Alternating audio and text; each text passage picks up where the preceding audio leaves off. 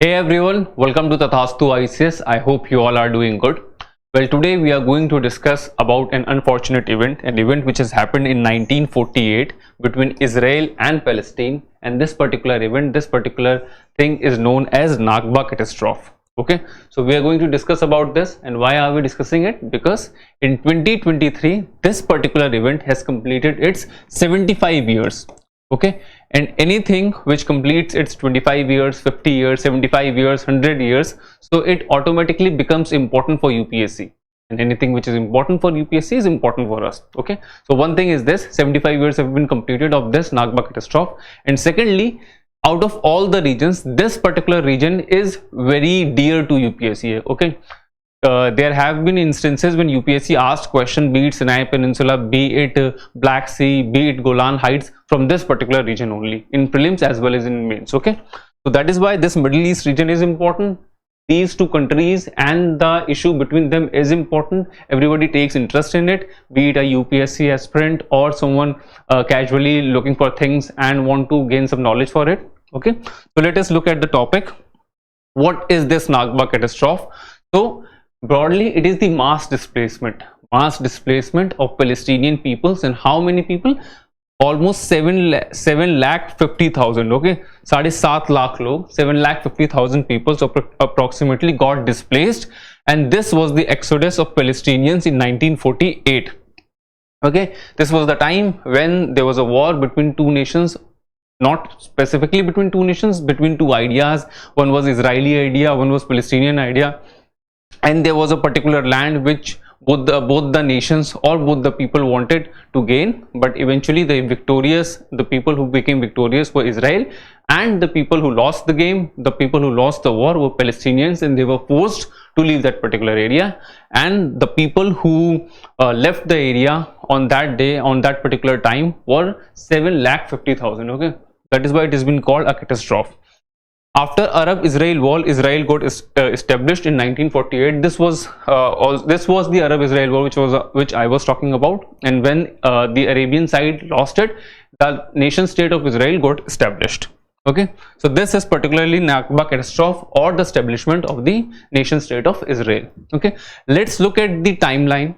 Let's look at the different time and the different in that different time, how were the spaces were for Israel and for the Palestinian people. Okay, so this is 1917, 1948, 1967 and 1995. Okay, now let's have a look how the dynamics, how the population dynamics and the dynamics of the region changed for the Jewish people and for the Israeli people. Okay, so in 1917 there was a declaration, a Balfour's there was a particular declaration where the UK, United Kingdom government accepted the fact that the people of Jewish origin, they will be allowed to establish in this particular region. And when it was decided, when the Western countries decided it, they were residing in these particular areas. These blue marks, I hope you are able to see this. So these are the particular marks where these Jewish people were residing. Okay, in 1917.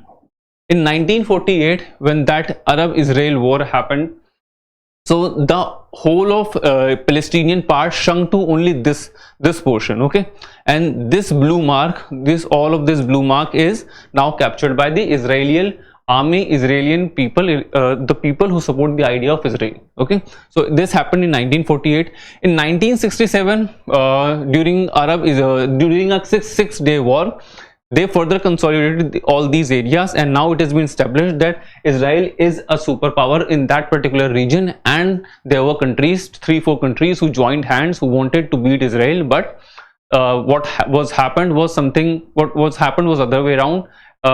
Actually, Israel became victorious again, and now it has been established that Israel is a power, is a big power, and you need to join hands, or even you have to take so much effort to just win over them. Okay, other than this, in 1995, then there are parts between in these green patches. This green patch here is very green, and I hope you are able to see this, that in this green patch, in this particular area, there are blue patches, but in this particular region only. Okay, so there are blue patches, matlab the Israeli army or the Israeli government, Israeli state has been able to penetrate in this region also. So this was the transition of Palestinian people from 1917 to 1948 to 1967 to 1995. Okay, that is why it has been said that the people of Israel and the government of Israel is very much strong in that area.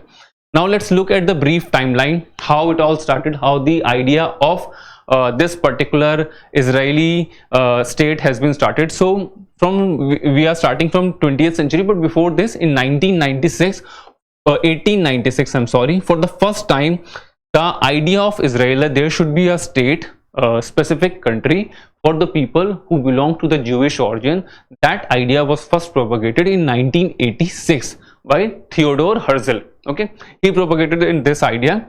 In early 20th century, the Jews and the Arab both claim historical and ancestral connections to the Palestinian area. Okay, so we all know the Palestinian area, the Al-Aqsa Mosque in the regions, and specifically the Jerusalem area. This particular Jerusalem area is very much important, religiously very much important, and very dear to all the three communities, be it the Muslim community, the Jewish community, or the Christian community. Okay, so for them it is very much important, and that is the reason why everyone, specifically these Palestinian people and the Israeli people, they want their home to be here in early 20th century. During 1970, there was Balfour Declaration, which expresses support for a Jewish nation home in Palestine, and this particular Balfour Declaration was given a green light by the government of United Kingdom. 1917 was the time when there's a phase कि ये जो British सूरज है कभी नहीं ढलता है, because the Britishers were able to make other nation states their colonies. Okay, and it was a very strong nation, it was a very strong idea, the British idea, and that is why on their side, if they are giving their support to something, if they are giving their support to the Israeli idea, then it will be considered a important thing. So in 1917, under Balfour Declaration, it has been considered an important thing. In 1947, the United Nations proposes a partition plan. From 1917, when this idea was first propagated, that when this green light was given, okay, the people of Israel can go and can live on the Palestinian land. From 1917 till 1947, there were differences between these two people. Obviously, there will be differences between these two regions, these two nation states, these two particular national ideas. Okay, so the United Nations proposes a partition plan कि बांट देते हैं, and in this particular region, one region would belong to the Jewish people and another region would belong to the Palestinian people. Okay, but nobody accepts a middle path until and unless there is a khoon kharaba and each side tries to win over the other side, and they just want, rather than taking a pastry, they just want to eat the whole cake. Okay, so in 1948, and yes, there is a side that maybe Israel or the Palestinian people, everybody would say that our side is more, our idea is more, has more weight, because we have our historical links, we have our ancestral links to this particular land.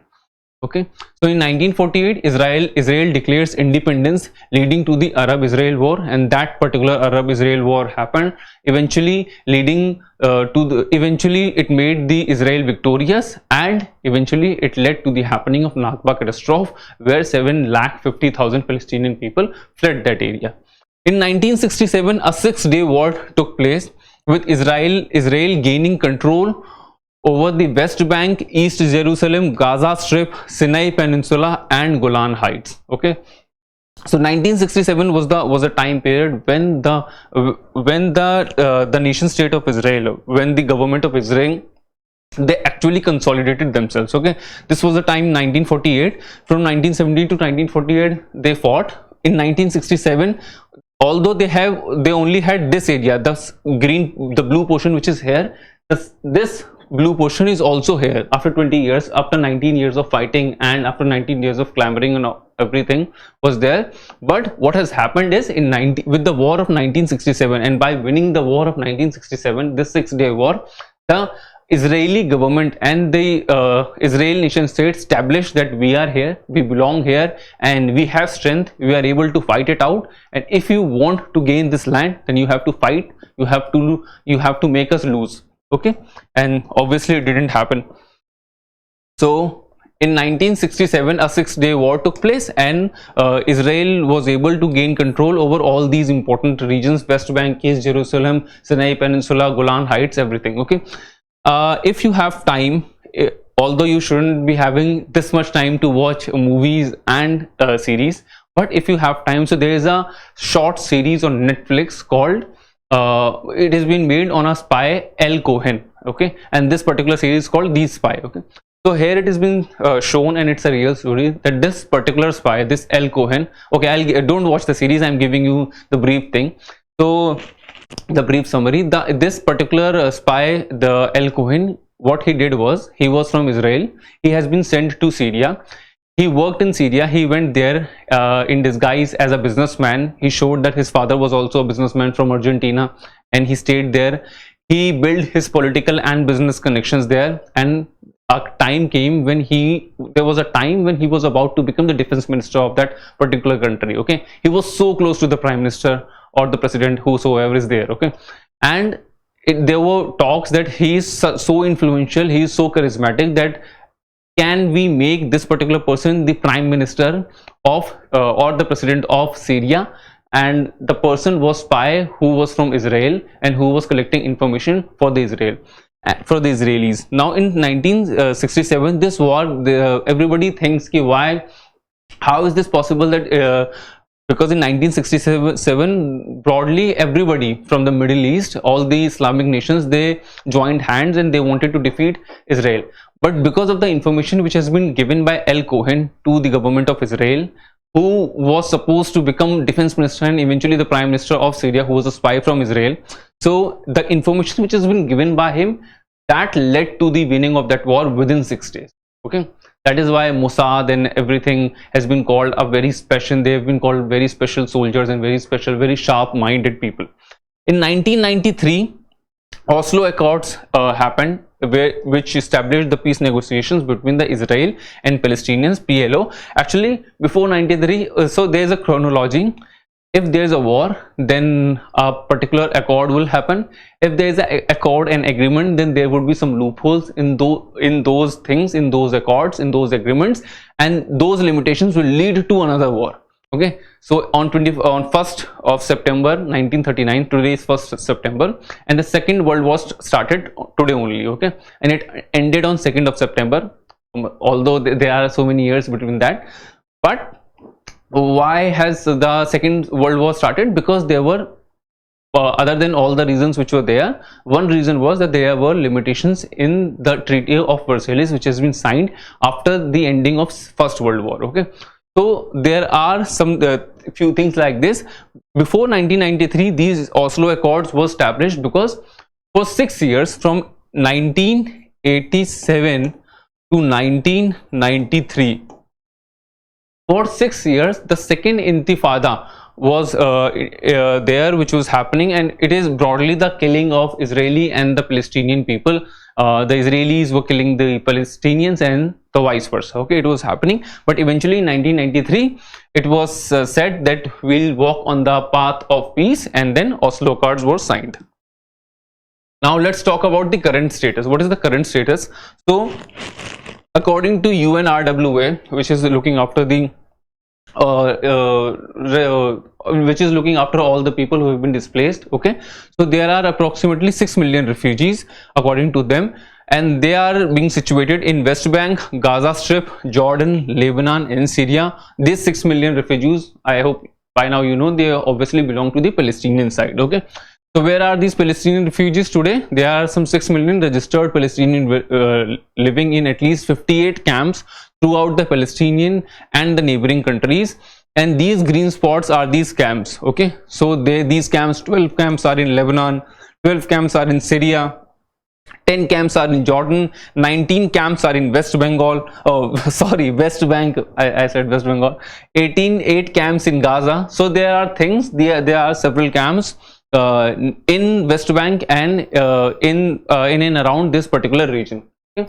So these 6 million people are still there. The 60 lakh people, the people who migrated, who the exodus which was happened to 7,50,000 people, eventually the number rose because the time has passed, the population is growing, and now the number of these refugees is 60 lakh.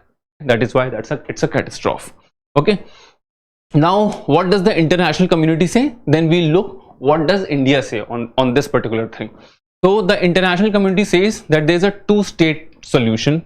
Okay, one we should follow a two-state solution. In 1917 only, in that Balfour Declaration which has been given, and all the big nations who gave its thumbs up to it, at that point also they said that there is only one solution, that this particular land should be divided between two parties. One is Israel and another is Palestine. Okay, after so much of killing, after so many wars, this idea is still intact, that a two-nation, and it is eventually now a reality, that a two-state solution is the only solution right now. So many summits, many conferences have happened which eventually led to the that this particular place, the region in the Middle East, they should gain some happiness, they should live in the peace of happiness, and everything should be there which is required for the holistic development of those particular people. So one thing which was happening in 2000s for the peace, for making peace and for establishing peace in this particular region was Camp David Summit, which happened in 2000. So this was the time when the Bill Clinton, who was the president of United States, he invited the president, the supreme leaders of Palestine and the Israeli state, and both were invited in this particular region, Camp David, and they talked about it. Let's not fight anymore, and let's try to find a middle way. Okay. Similarly, the Annapolis conference, which was happened in 2007, so it happened here, and in this particular conference it has been said that again that there should be this particular thing is also, this particular place is also in United States, and again it was said that we should walk on the middle path, and both the nations should agree for the two-state solution. Okay, and now if just 3 years from now, 3 years back from now, in 2020, the president of United States, he went along with the Abraham Accords. Now these Abraham Accords were signed with UAE, Bahrain, Sudan and Morocco. Now this is special because till now the United States and the Western countries who claim to be the leaders of this world and who belong to the north side of the band line, which we are discussing right now. In last few classes we are discussing about the global north and the global south, and there have been theories given by the people of the global north only that the countries from the global north, they are destined to rule the whole of the world, because the people who belong from this particular region, they have some sort of caliber, they have those qualities which allow them to lead the world. Okay, which allow these countries to lead the world, although there's no reality in this. We all know Hamara Bharat Mahan, and every nation who is willing to do something better with its resources and want to work in a corruption free and in an accountable environment, every nation can produce better results, extremely good results. Okay, so there is nothing like race and everything like this, or a concept which has been given in this global north idea. Okay, particularly it was given in the Vietnam War, when Vietnam War was happening, and although it was happening in Southeast Asia, in the region of an Asian country, but the two countries who were fighting were USSR and USA. That is why it has been said that this global north is always a subsidiary or a thing which is under the global north countries. Okay, so just let it be. I'm sorry I digressed, but these were the two things, Camp David Summit and Annapolis Conference. These were the two things which were happening, and the United States was trying that both the nations should agree for a two-state solution, but everyone was trying for that, but results were not coming. So in Abraham Accords, these 4 countries were also included, and it has been said that let's establish peace in the Middle East. Now what does India say? What is the view of India? It is our last slide, and then we'll be over with the Nakba Catastrophe. Although we just wanted to talk about Nakba Catastrophe and why it has happened, and the 3 accords which have been signed for the development and the peacefulness in this Middle Eastern region. But for our mains perspective, we should know what is the perspective of the global world, and specifically what is the perspective of India. What are the views of India? So India's view, like every smart person, like every smart person's, every smart organization's view evolve with the time. You see the dynamics and the realities of every time, and then your viewpoint also evolves. Earlier India used to support the Palestinian cause, okay, because Gandhi ji ने भी ये कहा था कि although इस बारे में नहीं कहा था कि दो गलत मिलके एक चीज सही नहीं कर सकते, but broadly it was around this idea only, okay. So this evolution, though India's idea also evolved with the time, okay. India supported the Palestinian cause and recognized PLO. First thing is this: India supported this cause earlier and they recognized PLO, as I said, but now they've adopted a more balanced approach, the two-state solution approach, an approach which has been given by the Western alliances, by the people, by United States and its alliances. So this two-state solution now has also been accepted by India also, okay. And India talks about the sovereignty, a sovereign, independent, viable Palestinian state existing peacefully alongside Israel. Now this is the line which you should be writing in your context, in your introduction, in your conclusions, but this is the line of India, this is the stand of India. So whatever answer you are writing, whatever question has been asked from you, although बचपन में हम ये करते हैं कि सवाल कुछ भी आए जवाब वही लिखना है जो आया, but broadly जवाब वही होगा. Your answer would be that only, which is the line of India, which is the stand of India, okay. If that is your answer and if that is your stand and you're able to present your views dynamically through different angles, then you will be few steps ahead than other aspirant who's writing the same answer copy. Well, we covered this topic, we covered this Nakba catastrophe. While covering this, we saw how the nation state of Israel evolved from 1917 to 1995 until 2023, how the ideas of India evolved. Earlier it supported PLO, now India has shifted towards two-nation theory, and how there have been conferences, there have been summits which supported the idea of two-nation theory, and through those summits and those conferences it has been tried that it has been tried that peace would be established in this region. Unfortunately, this is not the reality till now. Unfortunately, there are 60 million refugees which are out there in the camps of Israel, which are out there in the camps of Lebanon, which are out there in the camps of Jordan and West Bank. Hopefully someday all this hate and all this thing will end, it will die, and people will live peacefully in this particular region. And hopefully you are studying your things quite nicely. We'll meet in the other class. Until then, take care. Bye bye.